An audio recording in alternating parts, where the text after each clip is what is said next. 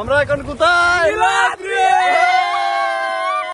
So hello guys, আবার নতুন একটি ভিডিওতে আপনাদেরকে স্বাগতম। দীর্ঘ 3-4 দিন প্ল্যান করার পর অবশেষে আজকে আমরা নীলাদ্রি, এই ভিডিওতে তুলে ধরা হবে নীলাদ্রি লাকমাচড়া বারিকা টিলার সৌন্দর্য। সো লেটস গো, ভিডিওটা শুরু করা যাক। আমরা প্রথমে যাব হচ্ছে লাকমাচড়া, তাই জন্য সকাল 10টায় রওনা দিয়ে দিলাম। লাকমাচড়া যাওয়ার জন্য প্রথমে আমাদের পাড়ি দিতে হবে দনপুর জাদুকাটা নদী। তারপর জাদুকাটা নদী পাড়ি দেওয়ার জন্য আমরা নৌকায় উঠে পড়লাম। জাদুকাটা নদী পাড়ি দেওয়ার পরে আমরা সুন্দর একটি রাস্তার দেখা পাই, যেটার দুই পাশ দিয়ে ধান ক্ষেত এবং একটি সাইড দিয়ে পাহাড়। এই রাস্তা দিয়ে গিয়ে আমরা দুটি স্পট ঘুরে দেখতে পারবো, একটি হলো নীলাদ্রি আর একটি হলো লাকমাচড়া। তবে আমরা ফার্স্টে লাকমাচড়া যাব। সুন্দর রাস্তা উপভোগ করতে করতে আমরা এসে পড়লাম লাকমাচড়া, যার পাশ দিয়ে পাহাড় এবং মধ্য দিয়ে পানি স্রোত বয়ে যাচ্ছে। এখন আমরা আর দেরি করব না, এখন আমরা গোসল করার জন্য পানিতে নেমে যাব।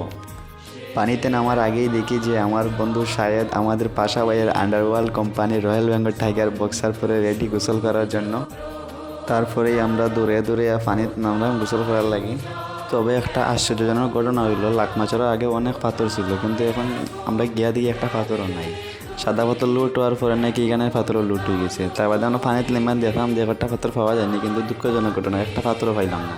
গোসল করার পরে আইসি এখন আমরা নীলাদ্রি লেকো, এখন নীলাদ্রি লেকো ঘুরবো একটু। নীলাদ্রি লেকো আইয়ে দেখি এখানে অনেকগুলো দোকান, প্রায় সব দোকানে ইন্ডিয়ান চকলেট পাওয়া যায়, বিভিন্ন রকমের চকলেট পাওয়া যায়। তারপরে আমি কিছু চকলেট লইলাম। চকলেট কিনা শেষ, এখন আমি আমার খালামানিকে একটু ভিডিও করলাম, যেহেতু আমরা এই জায়গা থেকে কোনো ভিডিও বা কোনো ছবি উঠছি না, আমরা নিজস্ব কোনো শর্ট উট করছি না, তাই আমি ভাবলাম যে আমার খালামানিকে একটা ভিডিও করে নেই।